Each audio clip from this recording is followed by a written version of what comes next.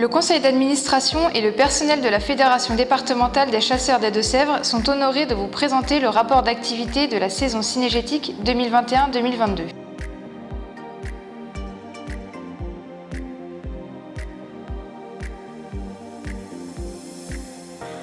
Suite à la loi du 24 juillet 2019 modifiant les missions des fédérations, votre fédération a engagé en 2020 un recensement et une cartographie des territoires de chasse pour permettre la mise en place, notamment, de la contribution territoriale dégâts. 2021 aura permis de finaliser ce recensement et par conséquent l'adhésion de 273 ACCA, 1094 chasses privées, pour un total de 474 000 hectares chassables. Ces différents territoires ont accueilli durant cette saison cynégétique 10 060 chasseurs ayant validé leur permis dans notre département. 5 050 d'entre eux ont pris une validation départementale, 5 010 une validation nationale, dont 220 nouveaux chasseurs. Cette érosion du nombre de chasseurs estimé à 1,08% est notamment atténuée par la mise en place de l'opération parrainage depuis 2016. En 2021, 130 chasseurs auront repris une validation grâce à cette offre.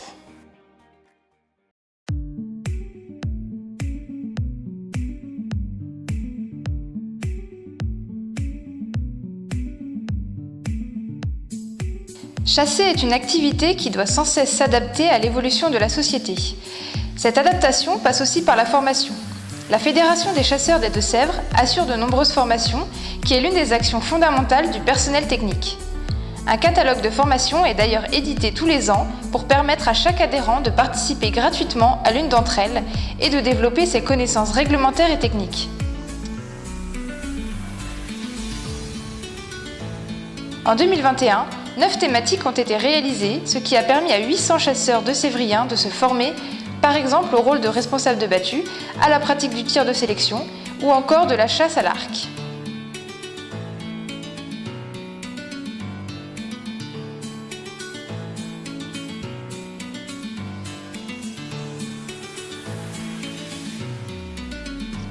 La formation à l'examen du permis de chasser est une obligation pour les fédérations. En Deux-Sèvres, 87% des futurs chasseurs qui viennent en formation obtiennent leur fameux sésame, soit 237 reçus pour 270 candidats inscrits. Ces résultats placent la Fédération des Deux-Sèvres parmi les meilleures fédérations de France en termes de pourcentage de réussite. 2021 aura surtout vu la mise en place d'une nouvelle formation, la formation sécurité décennale. Prévue par la loi du 24 juillet 2019, cette formation devra être réalisée par tous les chasseurs dans les 10 prochaines années. Depuis sa mise en place en septembre 2021, nos formateurs ont déjà accueilli 500 chasseurs. Pour information, cette formation sécurité décennale peut également être passée de manière dématérialisée.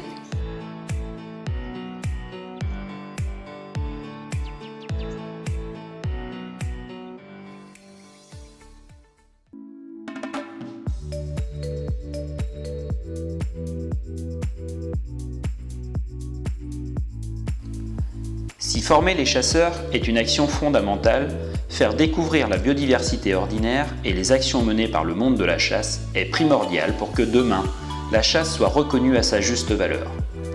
Pour cela, la Fédération des chasseurs réalise chaque année des interventions en milieu scolaire. Après le départ de Cécile Goujon-Blaiseau, nous avons recruté Antoine Blanchet. Titulaire d'un brevet d'éducateur en environnement vers le développement durable, Antoine est intervenu cette saison auprès de 180 classes, ce qui représente environ 3800 enfants. Antoine a su s'adapter pour proposer de multiples thématiques, comme les animations sur le rôle de la haie et les techniques de plantation, sur les insectes pollinisateurs ou encore sur l'hirondelle pour ne citer que quelques exemples. L'éducation à la nature n'est et ne doit pas être réalisée uniquement auprès des plus jeunes d'entre nous. Notre société étant de plus en plus déconnectée du monde rural, notre fédération multiplie ses interventions auprès de tous les publics, qu'ils soient élus, simples citoyens, exploitants agricoles, apprenants de lycées agricoles, membres d'autres associations. D'ailleurs, la Fédération des chasseurs se fait souvent écho de projets nationaux dont quelques-uns ont même pris naissance dans notre département. L'éducation à la nature, avec la marque Écolien, en est un parfait exemple.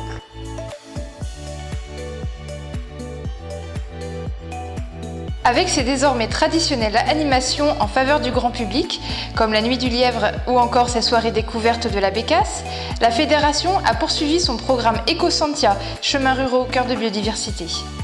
Ecosantia est une marque nationale dont la substantifique moelle provient notamment de notre département. Après avoir réalisé depuis 2016 des actions sur une dizaine de communes, la Fédération a mené en 2021 le projet Ecosantia sur 5 nouvelles communes, Louzy, Cours, Alouanais, Saint-Symphorien et Saint-Rémy. Même si la porte d'entrée de ces projets est bien les chemins ruraux, l'objectif final est bien un travail sur l'ensemble du territoire communal en concertation avec l'ensemble des acteurs locaux, et ce, en faveur de la biodiversité.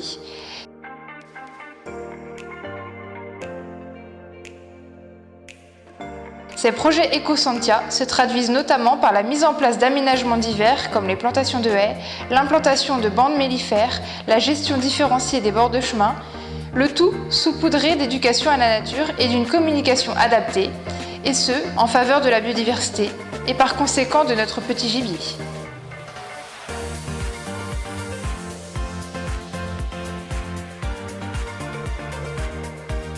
Le point d'orgue de ce projet Ecosantia, chemins ruraux au cœur de biodiversité, aura été la présentation au Salon des maires en novembre 2021 des actions menées en Deux-Sèvres. Michel Doré, maire de Louzy, accompagné de Frédéric Durier, aura présenté les travaux menés sur sa commune et lancé ainsi en grande pompe le programme Ecosantia au niveau national.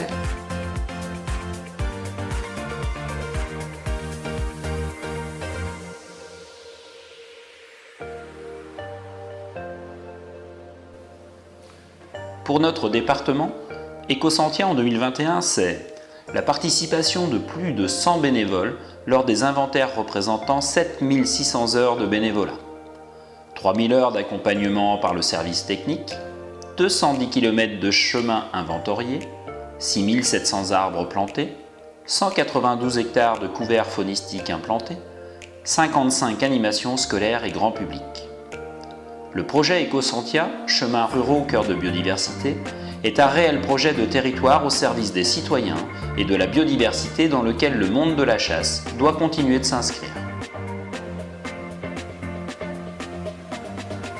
La réforme de la chasse 2019 a également instauré l'éco-contribution et par conséquent le développement d'actions nationales auxquelles la Fédération des chasseurs des Deux-Sèvres a participé, comme l'opération J'aime la nature propre.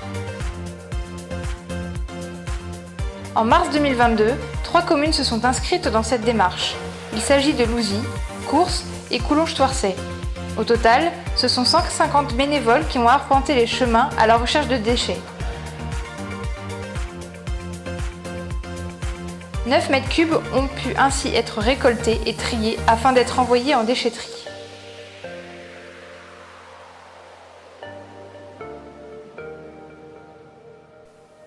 « 2021-2022 aura également vu la participation de la Fédération à quelques manifestations organisées localement, comme des randonnées thématiques ou autres fêtes locales.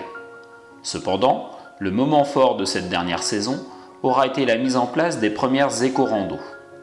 Initiée par la Fédération et réfléchie par un groupe de travail composé de chasseurs de Sévriens venus de divers horizons, les éco-randos ont accueilli le 3 avril 2022 1 millier de personnes, dont 200 bénévoles. Un véritable succès pour une première, et ce malgré une météo très fraîche. Basés sur le principe de randonnée gourmande et festive, les éco-randos ont permis de faire découvrir sur chacun des 6 pôles les actions menées par les chasseurs de Sévriens, comme par exemple Ecosantia à Saint-Rémy, Écolien et les sentiers pédagogiques à Soulièvre, J'aime la nature propre à Coulonges-Thouarcet, Entre culture et faune sauvage à Alouanais, la gestion de la faune sauvage à Fenioux, la sécurité et le bien vivre ensemble à Beauvoir-sur-Niort en partenariat avec l'association locale de randonnée. Ces éco-randos ont été également l'occasion de mettre en avant les différents partenariats de la Fédération que sont notamment le conseil départemental, la chambre d'agriculture, le comité départemental de randonnée pédestre, les communes ou bien encore les structures cynégétiques locales comme les ACCA ou encore le GIASC des vallées de l'Autise et de l'Aigré.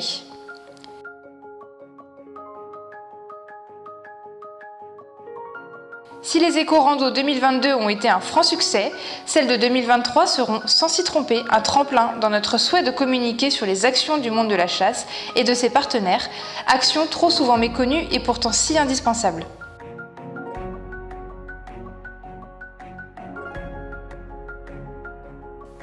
Les éco-randos auront permis de montrer également le travail conséquent mené par le personnel technique et les bénévoles locaux sur l'aménagement des milieux. L'un des adages de notre fédération est assez explicite.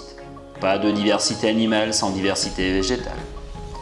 Grâce à l'aide de quelques partenaires historiques que sont le conseil régional, le conseil départemental, la fac agroforesterie, et grâce à la signature de nouveaux partenariats comme la convention signée ce printemps avec la Fondation du patrimoine et la Fondation In Vivo, les chasseurs de Sévrien continuent de développer leurs actions en faveur du milieu, avec 32 projets de plantation réalisés sur 28 communes et correspondant à un linéaire de 11 km de haies plantées, soit plus de 16 000 plants.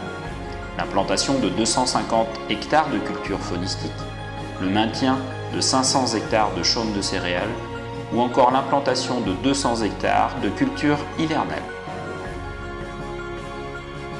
Ces actions en faveur de l'amélioration des habitats sont également accompagnées par des programmes de suivi, comme notamment AgriFaune, ou Comment concilier agriculture et faune sauvage.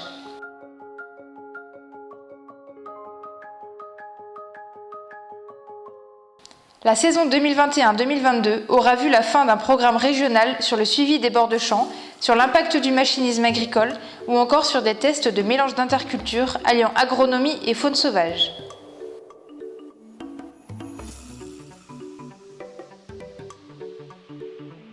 Cette saison aura également vu l'élaboration d'un nouveau programme AgriFaune en partenariat avec la Chambre d'agriculture et l'Office français de la biodiversité. Cette opération se concentrera principalement sur la gestion des bords de champs et le suivi de mélanges mellifères favorables aux cultures agricoles. Toutes ces actions ne sont possibles qu'avec le soutien des chasseurs locaux et de la profession agricole.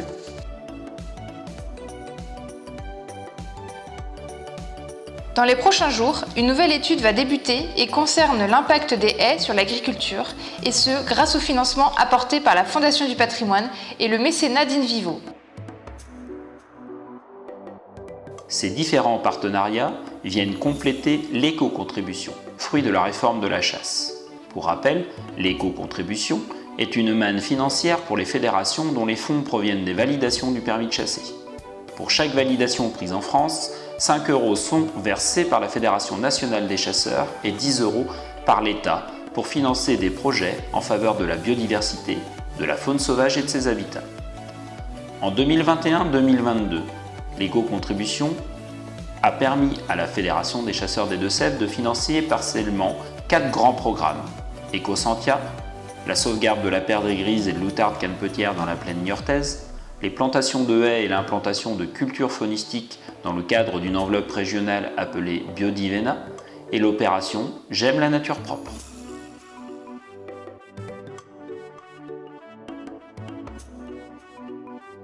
Vous l'aurez compris, après avoir parlé de l'aménagement du milieu, nous pouvons désormais évoquer la gestion des espèces. 2021 aura été marqué par la volonté du conseil d'administration et de la commission Petite Faune de développer les projets d'envergure en faveur du petit gibier avec la mise en place du plan de gestion cynégétique et des habitats en faveur du petit gibier. Les territoires de chasse souhaitant désormais travailler sur l'implantation de populations sauvages de perdrix, faisans ou encore lapins ont là un vrai outil à leur disposition. Basé sur les actions menées sur le territoire pilote qu'est le GIASC des vallées de l'Autise et de l'Aigré, 2 nouveaux projets viennent de se finaliser dans le département avec la création de 2 opérations. L'une en faveur de la perdrix grise sur le secteur de Val-du-Mignon, la Foix-Mongeau, la Rochénard, Valent et Épanne. L'autre en faveur du faisan commun sur le secteur de Clucet-la-Pommeraye, Sainte-Soline, Saint-Vincent-la-Châtre, Plibou, Saint-Coutan et Connay. À cela vient s'ajouter un projet lapin sur le secteur de Coutières et notamment sur le site de l'IFCAM, propriété du conseil départemental. Souhaitons que ces projets connaissent la même réussite que celui du GIASC des vallées de l'Autise et de l'Aigret. En effet, le travail accompli depuis quelques années commence à porter ses fruits. Les premiers faisans sauvages ont pu être prélevés cet automne à la chasse et les comptages de ce printemps montrent la dynamique de population avec une densité de coqs chanteurs qui continue d'augmenter avec 5,63 coqs chanteurs aux 100 hectares. L'espèce phare du département reste cependant le lièvre. Même si les populations sont différentes d'une zone à l'autre, les comptages hivernaux font apparaître une stabilité des indices. L'indice kilométrique d'abondance moyen est désormais de 5,57 lièvres vus par kilomètre éclairé, alors que l'indice ponctuel d'abondance moyen est de 1,08 lièvres par point éclairé. Les prélèvements sur cette espèce continuent cependant d'augmenter sur le département, avec 11 284 lièvres prélevés pour 28 382 bracelets attribués, soit un taux de réalisation de 45%, et ce malgré une mauvaise reproduction en 2021 due principalement à une météo capricieuse, notamment en juin. Ces données sur le lièvre viendront compléter celles de l'enquête prélèvement dont les résultats 2020-2021 vous ont été communiqués dans la lettre du président de janvier 2022. 629 chasseurs ont participé à cette enquête qui a fait apparaître une baisse de plus de 30% des prélèvements sur la petite faune sédentaire et presque 50% sur le pigeon ramier. Ces chiffres de la saison 2020-2021 sont la conséquence directe du confinement de novembre 2020 où la chasse dite de loisirs avait été suspendue. Cette enquête sur les prélèvements est importante pour la chasse deux-sévrienne car elle permet de récolter des données depuis 2015. Elle a été conduite en 2021-2022 auprès de 1800 chasseurs tirés au sort. Les résultats vous seront fournis en janvier prochain. Après nous être longuement intéressés au petit gibier, attardons-nous maintenant sur le grand gibier. 2021-2022 était la dernière année du troisième plan de chasse triennal pour le chevreuil.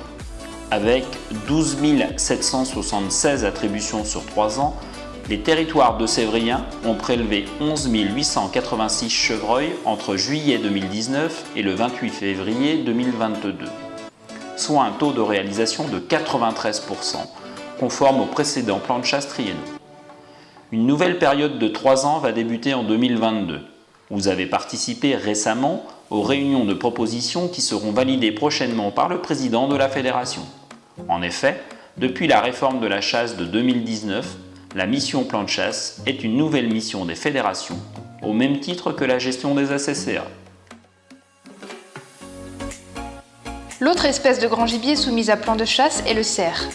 Cette espèce poursuit sa lente colonisation du département. Lors de la saison précédente, 167 bracelets ont été attribués, permettant le prélèvement de 108 animaux, soit un taux de réalisation de 65%. Enfin, concernant le sanglier, la dynamique de population reste à la hausse malgré les efforts de prélèvement réalisés. Il s'est prélevé durant la saison 2021-2022 3370 sangliers, soit 400 animaux de plus que la saison précédente. Les dégâts indemnisés aux agriculteurs durant la saison 2020-2021 s'élevaient à 103 081 €, auxquels il faut rajouter 19 972 € de frais d'estimateur, 64 470 € de frais de personnel, 6 183 € pour l'achat de moyens de prévention et 5 707 € de dépenses autres. Concernant la situation de 2021-2022, elle devient problématique pour ne pas dire inquiétante.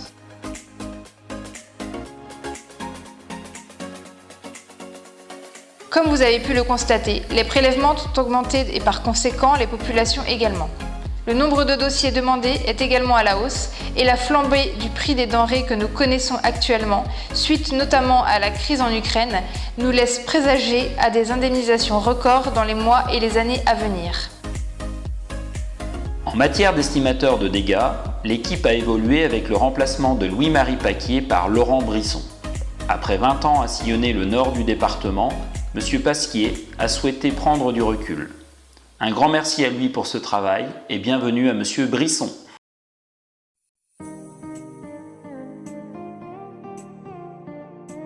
La gestion de la faune sauvage passe aussi par le suivi sanitaire que malheureusement l'actualité nous rappelle tous les jours avec la Covid-19, mais surtout avec la crise de la grippe aviaire. Dans le cadre du réseau SAGIR, le personnel technique fait réaliser des analyses sur les cadavres d'animaux trouvés morts ou moribonds.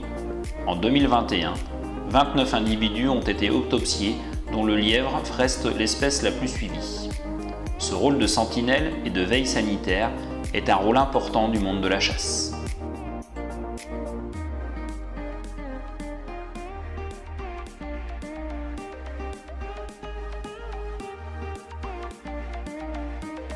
L'ensemble de ces actions présentées dans ce bilan d'activité est rendu possible par les nombreux chasseurs bénévoles du département, par la volonté des territoires, mais également par le travail du service technique et administratif de la Fédération, et grâce également au travail réalisé par les différentes commissions et groupes de travail de la Fédération des chasseurs.